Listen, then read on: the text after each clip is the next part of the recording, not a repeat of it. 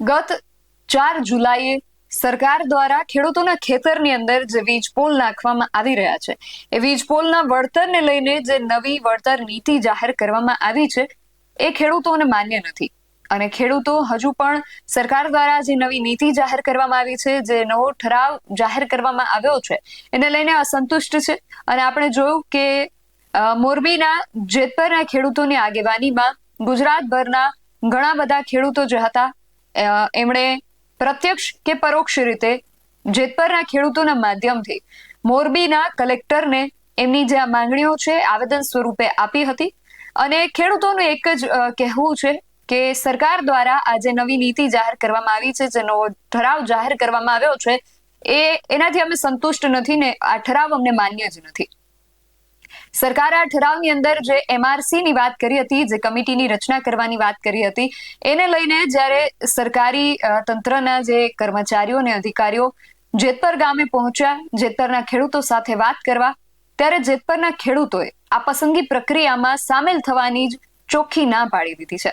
આખો ઘટનાક્રમ શું હતો તેના વિશે વિગતે વાત કરીએ આ અહેવાલમાં. જય હિન્દ, BS9 ન્યૂઝ પર આપની સાથે હું છું નિધિ ગઢવી. ખેડૂતોના ખેતરની અંદર જે વીજ પોલ આવી રહ્યા છે એને લઈને સરકાર દ્વારા નવી વળતર નીતિ જાહેર કરવામાં આવી છે અને આ નીતિની અંદર એવી જાહેરાત કરવામાં આવી છે કે એક MRC ની રચના કરવામાં આવશે.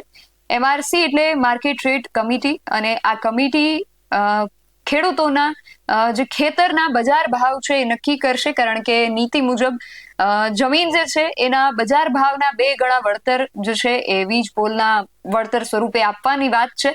એટલા માટે આ જે કમિટી છે એ બજાર ભાવ નક્કી કરશે. એ કમિટીની અંદર ખેડૂતોના પ્રતિનિધિ, કંપનીના પ્રતિનિધિ અને કલેક્ટર, આમ ત્રણેયને મળી અને એ લોકો જે જમીનનો બજાર ભાવ છે એ નક્કી કરશે. એવી જાહેરાત જે છે આ ઠરાવની અંદર કરવામાં આવી હતી, જે ઠરાવ ગત 4 જુલાઈએ સરકાર દ્વારા જાહેર કરવામાં આવ્યો. પરંતુ ખેડૂતોનું એવું કહેવું છે કે સરકારનો આ જે ઠરાવ છે, સરકારની આ જે નવી નીતિ છે એ જ અમને માન્ય નથી, તો પછી કમિટી રચવાની વાત જ ક્યાંથી આવે. સરકાર જે છે એની આ નવી નીતિ મુજબ હવે આગળ પગલા લેવા માંડી છે. સરકારના જે પ્રતિનિધિઓ છે, સરકારના જે વહીવટી તંત્રના લાગતા વળગતા અધિકારીઓ અને કર્મચારીઓ છે, આ એમની જે કામગીરી છે એમાં જોતરાઈ ગયા છે. જેતપર ગામે ત્યાંના જે તલાટી મંત્રી છે એ ખેડૂતોને મળવા માટે પહોંચ્યા હતા અને આ કમિટીની રચના માટે ખેડૂતો પોતાના પ્રતિનિધિ તરીકે કોને પસંદ કરે છે એની કામગીરી માટે તલાટી જ્યારે ખેડૂતો સાથે વાતચીત કરવા પહોંચ્યા ત્યારે ખેડૂતોએ એમને ત્યાં સ્પષ્ટ ઇનકાર કરી દીધો છે કે અમને સરકારનો આ ઠરાવ જ માન્ય નથી, તો અમે કોઈ પણ પ્રકારની આ પસંદગી કોઈ પણ કમિટીમાં અમે કઈ રીતે સંમિલિત થઈ શકીએ. સૌથી પહેલા તો જેતપરના ખેડૂતો, એને ખાસ કરીને જેતપરના જે યુવાન ખેડૂત છે નેહુલ અમૃતિયા, જે આ બધા આંદોલન અને આ બધી વાટાઘાટોની આગેવાની કરી રહ્યા છે, એમણે તલાટી મંત્રી સાથે વાતચીત કરતા એમને શું કહ્યું છે એનો જે વિડીયો સામે આવ્યો છે તેના પર એક નજર કરીએ. હું મૈસૂરી તલાટી ઉપરથી અમને હુકમ કરવામાં આવ્યો છે કે આ જે ટ્રાન્સમિશન લાઈન અને કોરિડોર છે એના માટે માર્કેટ રેટ કમિટી બનાવવાની છે. એમાં ખેડૂતો વતી જે પ્રતિનિધિ તમારે પસંદ કરવો હોય એ પ્રતિનિધિનું નામ અને નીચે ખેડૂતોની સાઈન એવું લેવાનું છે. માર્કેટ રેટ કમિટી બનાવવાનું છે. એનામાંથી તમારે જે બેન, અમારું ગામ જેતપર, અમે જેતપર ગામમાં 6/7/2026 રોજ ગામમાં દરેક ખેડૂતને બોલાવી સભા બોલાવી છે અને એ સભા બોલાવેલી ને અહીંયા દરેક ખેડૂતો આવેલા છે અને જે 4/7/2026 જે પરિપત્ર આવ્યો છે ને એ બાબતે વિસ્તૃત ચર્ચા વિચારણા થઈ ખેડૂત સાથે કે ભાઈ સરકાર આ રીતનું આપ્યું છે.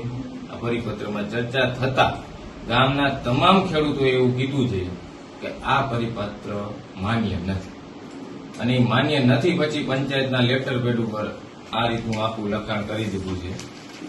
બરોબર, આ લખાણ લખીને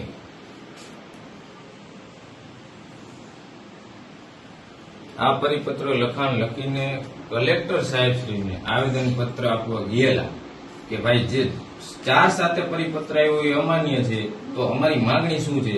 એ ગુજરાત જે રાજ્યના તમામ જિલ્લાના ખેડૂત આવ્યા હતા એના તમામ માંગણીઓ આવરી લઈને અમે એક કોમન માંગણી તૈયાર કરેલી અને એ આવેદન પત્ર દીધું. બરોબર, કે અમને પરિપત્ર માન્ય નથી, અમારી આ માંગણી છે એની સાથે આ પણ અટેચ કરેલો છે. હવે જે 4/7/2026 નો પરિપત્ર જો માન્ય ન હોય ખેડૂતોને, તો એ પરિપત્રમાં ઉલ્લેખ કરેલ એમઆરસી કમિટી એના પ્રમાણેની પ્રોસિડિંગ ખેડૂતો કઈ રીતે કરે? હા, તો તમારે જો પ્રતિનિધિ ના બનાવવું હોય તો તમારી જે માગણી હોય એવું પંચરોજ કામ કરીને ઉપર જમા કરી દો. માગણી તો અમારે કલેક્ટર સાહેબને આવેદન પત્ર આપેલું ત્યારે અમે 10 પેજમાં આપેલી છે. સેમ ટુ સેમ તમને કોપી આપી શકીએ અમે ખેડૂતો. હા, તો કઈ વાંધો નહીં. મારું જે ઉપરથી કામ આવ્યું છે કે આ રીતે કરવાનું છે એ અમે તમને આપી શકીએ માગણી સેમ ટુ સેમ. બાકી અહીંયા કોઈ પણ ખેડૂતો પ્રતિનિધિ સિલેક્ટ કરવા તૈયાર નથી જેતપર ગામમાં, અને કોઈ પણ ખેડૂતો ક્યાંય સિગ્નેચર કરવા પણ તૈયાર નથી. તમે એમ કહેતા હોય કે પંચનામું કરી નીચે ખેડૂતો સહી કરે, તો એમાંય ખેડૂતો કોઈ સહી નહીં કરે જેતપર ગામમાં. આ ક્લિયર વસ્તુ છે. તો હવે ખેડૂતોએ જે છે એ લોકોએ એમઆરસી કમિટીની અંદર પોતાના પ્રતિનિધિ આપવાનો જે સ્પષ્ટ ઇનકાર કરી દીધો છે, અને સરકાર જે છે એ એમની આ જે નવી નીતિ છે એને લઈને કામગીરી કરવા લાગી છે. ખેડૂતો જે છે એમાં સહકાર આપી નથી રહ્યા, કારણ કે ખેડૂતો આ જે નવી નીતિ છે એને અસ્વીકાર કરી રહ્યા છે. એટલે હવે આગળ આમાં શું થાય છે, કારણ કે કામગીરી જે છે અહીંયા અટકી જાય છે. જે રીતે જેતપરમાં અટકી ગઈ છે એ રીતે શક્ય છે કે બીજા ગામોની અંદર પણ અટકી જાય, અને આ શક્યતા જે છે એ વધુ પ્રબળ છે, કારણ કે મોટા ભાગના ખેડૂતોએ સરકારની આ નવી વળતર નીતિને સ્વીકારી નથી. અને જો એ નીતિને સ્વીકારી નથી, એ ઠરાવને ખેડૂતોએ નથી સ્વીકાર્યો, તો આગામી સમયમાં જેતપર ગામે અત્યારે જે બન્યું છે એવું ગામોગામ બનવાની શક્યતાઓ વધી જાય છે.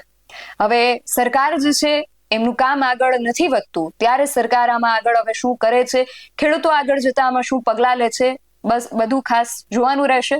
તમારું આ સમગ્ર વિષયને લઈને અને ખાસ કરીને અત્યારે આ જે સમાચાર સામે આવી રહ્યા છે કે જેતપરના ખેડૂતોએ જે પ્રકારે તલાટીને એમના પ્રતિનિધિ પસંદ કરવાની જે ના પાડી દીધી છે, એને લઈને તમારું શું માનવું છે, તમારો મત અમને કોમેન્ટ બોક્સમાં ચોક્કસથી જણાવજો. આવા જ વધુ અહેવાલો સાથે મળતા રહીશું. તમે મારી યુટ્યુબ ચેનલને સબસ્ક્રાઇબ કરવાનું અને અમને ફેસબુક અને ઇન્સ્ટાગ્રામ પર ફોલો કરવાનું ભૂલશો નહીં. બાકી અવનવી અપડેટ્સ માટે આપ જોતા રહો BS9 ન્યૂઝ. નમસ્કાર.